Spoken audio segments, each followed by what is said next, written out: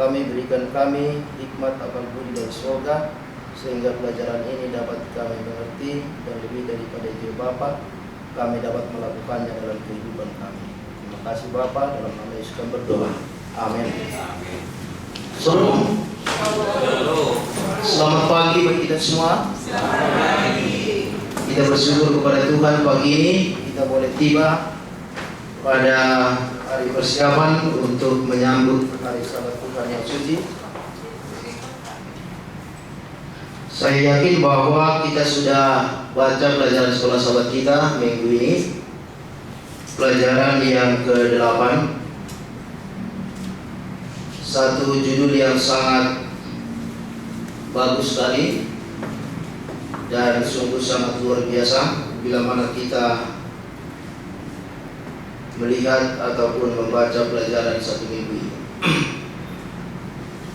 Judulnya adalah Reformasi Yosia. Kata reformasi ini adalah satu kata yang sungguh dahsyat dan luar biasa, dan mempunyai pengaruh yang sangat besar dalam setiap kehidupan orang yang mau berubah. Tapi kalau hidup orang tidak mau berubah, kata reformasi ini tidak berarti apa-apa dalam hidupnya. Ya, ada 3 kata yang sering diingatkan kepada kita untuk kita tidak lupa menyatakan, yaitu kata terima kasih, maaf, dan tolong. Ya, maaf, terima kasih, tolong. Tetapi kalau saya melihat bahwa kata reformasi ini jauh lebih dahsyat dari semua kata-kata itu, karena tanpa reformasi tidak mungkin ada perubahan kepada yang lebih baik.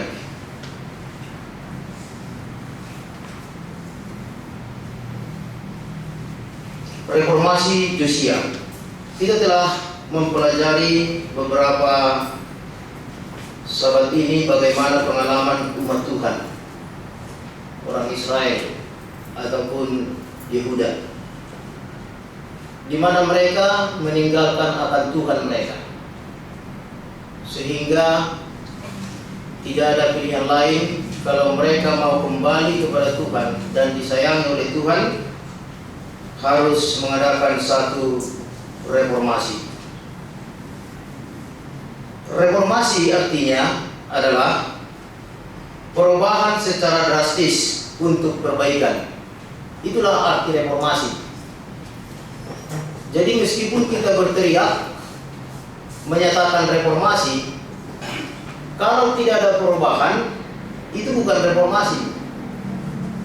Dan perubahan oleh reformasi bukan perubahan yang biasa-biasa, tapi perubahan yang drastis, yang perubahan yang sangat signifikan. Kata reformasi ini umum sering kita dengarkan, karena perubahan itu perlu di setiap aspek, baik aspek rohani maupun aspek jasmani maupun sosial ekonomi. Dan negara kita sudah mendengungkan reformasi ini lebih dari 20 tahun yang lalu, ya. Ketika era Soeharto yang full power, penuh kekuasaan, yang hanya dapat diruntuhkan oleh adanya era baru, era reformasi. Artinya negara atau dunia sudah berubah kepada hal yang lebih baik, perubahan yang sangat signifikan. Nah, bagaimana dengan kita di dalam gereja Tuhan? Perubahan signifikan apa yang dapat kita lihat di dalam gereja kita? Baik, ayat hafalan kita di dalam 2 Raja-Raja 23:25.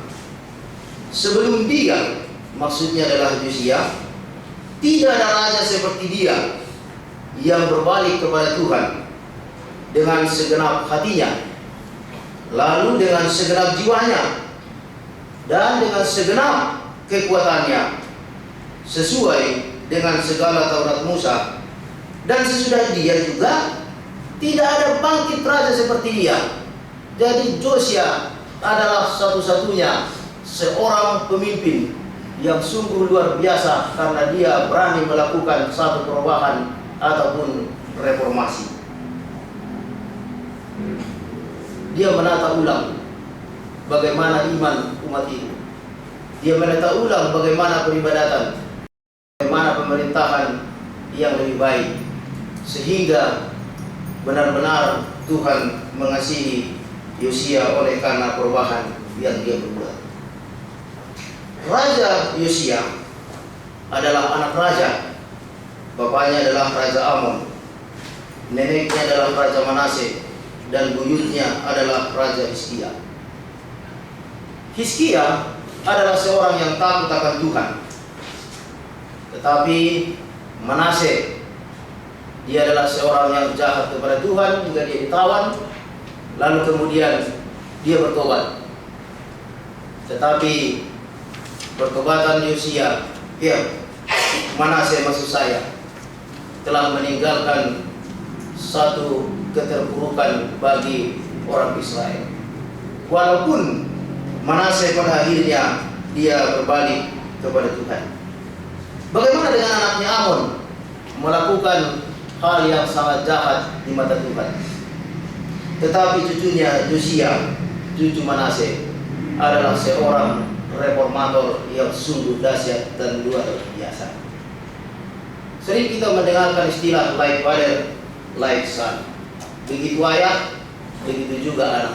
Tendensi itu benar-benar pasti ada, walaupun tidak selamanya. Tetapi itu memang tidak bisa dipungkiri. Kebiasaan ayah itu akan menular ataupun bisa diikuti oleh anak. Bukan hanya antara anak dan bapak, antara teman juga begitu. Ya, jadi kalau mengenal siapa orang itu, kenali aja siapa teman-temannya. Sudah tahu kita siapa dia. Ya, contoh saya mau mengenal siapa Israel ini, Ranginani. Saya kenal aja siapa orang-orang dekat dengan dia. Pasti beda-beda tipis dengan orang-orang yang dekat dengan dia. Nah, jadi oleh sebab itu, ya kita pun harus belajar bersahabat, berteman dengan orang-orang yang dapat dipercaya, sehingga kita pun dapat dipercaya ataupun paling tidak kita akan terbiasa menjadi orang yang lebih baik.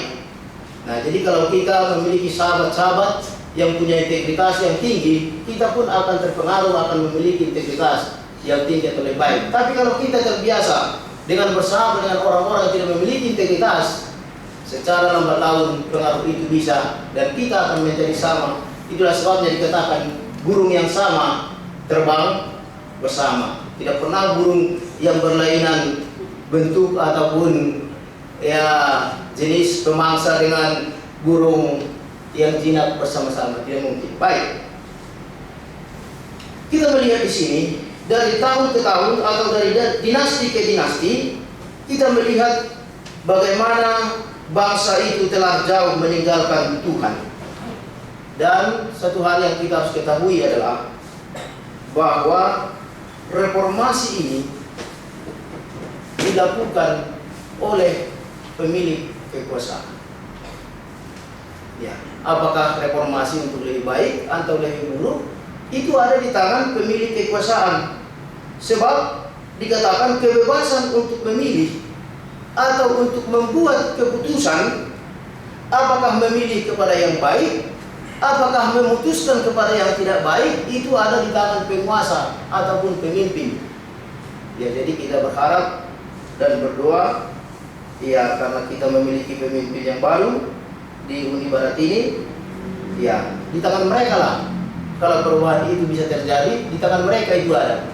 Tapi kalau mereka tidak memiliki semangat reformasi seperti Yosia ini, ya, jangan pernah kita juga berharap bahwa reformasi ataupun perubahan itu akan terjadi. Ya, mungkin hanya ya biasa-biasa begini-begini saja terus. Ya, itu yang akan terjadi. Sebab jangan pernah kita membuat keputusan-keputusan yang salah oleh karena kita memiliki kekuasaan. Ya, oleh karena kita memiliki pengaruh ataupun kita memiliki tongkat. Kita bersyukur oleh karena Manase yang tadinya sempat jauh daripada Tuhan, dia bertobat. Itu dalam pelajaran hari Minggu. Sehingga pertobatan yang dia lakukan itu, meskipun harus memperbaiki banyak yang sudah hancur, baik di dalam iman kehidupan bangsa itu, tetapi paling tidak sejarah kepemimpinan Manasye menyatakan bahwa pada akhirnya dia bertobat. Dia menjadi raja pada usia 12 tahun dan dia memerintah selama 55 tahun lamanya. Lalu kemudian Manasye ini digantikan oleh anaknya Amon. Amon menjadi raja pada 22 tahun, tetapi dia melakukan hal yang jahat di mata Tuhan dan dia hanya memerintah selama 2 tahun. Lalu kemudian lahirlah seorang raja yang baru, itulah Yosia, disebutkan dalam pelajaran sekolah sahabat kita ini, di mana bangsa Israel ataupun umat Tuhan telah lama merindukan seorang pemimpin, seorang raja, ya, yang benar-benar bisa membawa mereka sejahtera dan datang kepada Tuhan. Dan era ini, saudara-saudara, adalah setelah era para hakim-hakim. Dan kita melihat di sini Yosia mengadakan satu perubahan. Dia naik tahta pada tahun 639 dan dia memerintah sampai 608 ataupun selama 31 tahun lamanya menjadi seorang raja. Pemerintahan yang demokrasi tentu adalah pemerintahan yang diinginkan oleh rakyat. Walaupun selama ini demokrasi itu kelihatannya tidak pernah dinikmati oleh rakyat itu sendiri, oleh karena pemimpin mereka, raja mereka tidak takut akan Tuhan. Seorang raja muda, itulah Yosia, naik tahta pada saat kondisi ataupun keadaan bangsa itu dalam keadaan kacau, dalam kemurtadan, kekerasan, bahkan dikatakan hingga tiba pada tingkat yang paling rendah, ya, baik dari segi moral maupun dari segi kehidupan mereka. Itulah sebabnya Nabi Habakuk sampai berteriak kepada Tuhan dengan melihat kondisi umat Tuhan pada waktu itu. Di dalam doanya, berapa lama lagi Tuhan bangsa ini keadaannya begini, penindasan, penderitaan, kesusahan yang selalu dialami oleh umatmu, padahal umat ini mengaku adalah umat siapa? Umat Tuhan. Jadi saudara, ya seringkali di dalam kehidupan kita juga kita tidak bisa sangka bahwa banyak kepahitan hidup yang mungkin terpaksa kita harus alami, yang sebenarnya itu tidak perlu kita alami dalam hidup, tetapi oleh karena ketidaksetiaan kita kepada Tuhan, karena kita tidak mau memperbaharui diri kita, hidup kita, sehingga kepahitan itu pun kita alami dalam hidup kita secara pribadi ataupun keluarga. Itulah sebabnya Tuhan berikan kita sebenarnya kuasa untuk memilih apa yang kita harus pilih dalam hidup kita, ya, sebagai umat-umat Tuhan ataupun sebagai pekerja-pekerja di dalam ladang Tuhan. Apakah kita mau mengadakan perubahan atau sebaliknya kita tidak berubah ataupun hanya biasa-biasa saja. Nah, dengan kelahiran ataupun dengan dinasti Raja Yosia ini, di mana kita tahu dia diangkat menjadi raja masih sangat muda belia, masih usia kanak-kanak, belum remaja, usia 8 tahun. Tetapi satu hal yang sangat luar biasa, bila mana kita membaca di dalam buku 2 Raja-Raja pasal yang ke-22 ayat yang ke-13.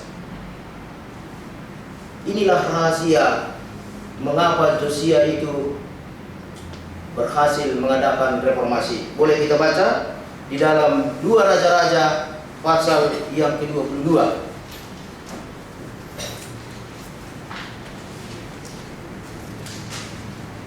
ayat yang ke-13. Firman Tuhan katakan sebagai berikut. 2 Raja-Raja 22 ayat yang ke-13. Pergilah, mintalah petunjuk Tuhan bagiku. Kata siapa ini? Kata Yosia. Bagi rakyat dan bagi seluruh Yehuda tentang perkataan kitab yang ditemukan ini, sebab hebat kehangatan murka Tuhan yang bernyala-nyala terhadap kita, oleh karena nenek moyang kita tidak mendengarkan perkataan kitab ini dengan berbuat tepat seperti yang tertulis di dalamnya. Yosia berani mengadakan satu reformasi oleh karena dia meminta petunjuk dari Tuhan untuk dirinya sebagai raja, untuk bangsanya, bangsa Yehuda. Dia tidak meminta petunjuk dari penasehat-penasehat, para kasdim, orang-orang pintar. Tidak. Dia meminta petunjuk dari Tuhan. Apa petunjuk Tuhan buat saya sebagai seorang raja? Nah, saudara-saudara, ini juga adalah hal yang perlu kita renungkan. Bahwasanya setiap hari kita harus meminta petunjuk dari Tuhan, apa yang kita harus perbuat, apa yang kita harus lakukan dalam diri kita. Dan saya yakin, kalau kita sudah meminta petunjuk dari Tuhan apa yang kita harus perbuat, maka kita pun berjalan on the track. Ya, kita tidak akan neko-neko ataupun pikiran kita macam-macam dalam pekerjaan ini. Tapi kita akan bekerja dengan tulus, dengan baik. Dan kita tidak perlu takut. Kita pasti memiliki keberanian ataupun kekuatan karena kita sudah meminta petunjuk daripada Tuhan. Nah, inilah rahasia reformasi yang dilakukan oleh Yosia pada waktu dia naik tahta. Walaupun masih muda belia, tetapi dia meminta petunjuk dari Tuhan untuk dirinya sendiri, untuk bangsa itu dan untuk rakyat itu, sehingga reformasi pun dia dapat lakukan dengan baik. Oleh karena dia memilih arah yang berbeda, dia melakukan apa yang benar di mata Tuhan dan hidup seperti Daud bapa leluhurnya, dan tidak menyimpang ke kiri ataupun ke kanan. Jadi memang apa yang dikatakan nomor 2 setiap baik, bahwa kita sebagai umat Tuhan itu harus seperti kompas yang selalu menunjuk kepada kutub utara. Baik waktu pagi, siang, sore, malam, waktu hujan lebat, halilintar, gempa bumi, waktu kondisi apapun, mau ditaruh di mana pun kompas itu, ya saudara hati, dia selalu menunjuk kepada kutub utara. Tidak ada kompromi bagi dia. Ya, tidak kompromi bagi dia. Dia selalu menunjuk kepada kutub utara. Nah, demikianlah kita sebagai umat-umat Tuhan, bila mana kita ingin melakukan satu reformasi seperti yang dilakukan oleh Yosia di dalam kepemimpinannya untuk memimpin orang umat Tuhan. Di mana dia meninggikan Alkitab yang telah ditemukan di dalam bait suci. Ya, di mana selama ini di bait suci itu sudah masuk berhala-berhala, tetapi Yosia suruh bakar itu semua. Ya, bakar itu semua, musnahkan semua. Jadi kita pun harus melakukan satu perubahan di dalam ini. Mungkin kita tidak memiliki berhala seperti mereka dulu, tapi seringkali ada hal-hal yang lebih kita utamakan daripada prinsip-prinsip kebenaran firman Tuhan. Mungkin saja kebijakan kita, keputusan yang kita buat, ya, itulah sebabnya saya berpikir Tuhan berikan kita kesempatan untuk menjadi pemimpin, di mana Tuhan berikan kita satu kekuatan, satu kekuasaan untuk membuat kebijakan. Tetapi jangan lupa, segala kebijakan yang kita buat harus didahului oleh prinsip. Jangan kebijakan di depan, prinsip di belakang. Akhirnya nanti prinsip tinggal jauh di belakang, sementara kebijakan maju terus, padahal kita sudah jauh dari prinsip yang sebenarnya. Tetapi kalau dalam setiap kebijakan, keputusan yang kita buat, kita mengedepankan prinsip, maka prinsip itu akan menuntun, akan melindungi, dan menuntun kita untuk membuat kebijakan keputusan itu untuk tetap terkendali sesuai dengan prinsip kebenaran. Tetapi ketika kita mendahulukan kebijakan daripada prinsip, disinilah seringkali terjadi tidak tiba kepada satu pilihan yang salah. Ya, dan kalau sudah tiba pada pilihan yang salah sebagai pemimpin, maka tidak ada alasan lain harus diadakan reform, tata ulang kembali, diperbarui kembali kepada kebenaran yang sesungguhnya, kepada kebenaran Alkitab, sehingga reformasi itu pun terjadi di dalam kehidupan kita. Baik saudara, inilah reformasi yang dilakukan oleh Yosia. Dia telah mengumpulkan semua orang di Yerusalem untuk memperbarui perjanjian mereka kepada Tuhan, sehingga pada akhirnya mereka pun mengikuti apa yang dilakukan oleh Yosia, dan berhala-berhala pun semua dimusnahkan, dijauhkan dari rumah Tuhan. Dan Alkitab mencatat beberapa generasi kemudian juga, bila mana kita baca dalam 2 Raja-Raja pasal yang ke-25, sebagaimana ayat ini menyatakan, dan tidak ada lagi setelah dia. Memang pada akhirnya ya Yerusalem itu, Yehuda itu ditawan oleh apa? Oleh Nebukadnezar ataupun oleh Babel. Kembali saudara, belajar kita tentang firman Tuhan. Ketika pemimpin mereka takut akan Tuhan, maka bangsa itu akan diberkati. Ya. Ketika pemimpin mereka rohani. Tapi ketika pemimpin mereka tidak rohani, umat itu pun menderita, saudara-saudara. Jadi demikian juga kita. Kalau pemimpin kita adalah pemimpin yang rohani, maka umat ini pun menjadi sejahtera, takut akan Tuhan. Tetapi bila mana pemimpin kita tidak rohani, maka yang menjadi korban pun kita, umat ini juga.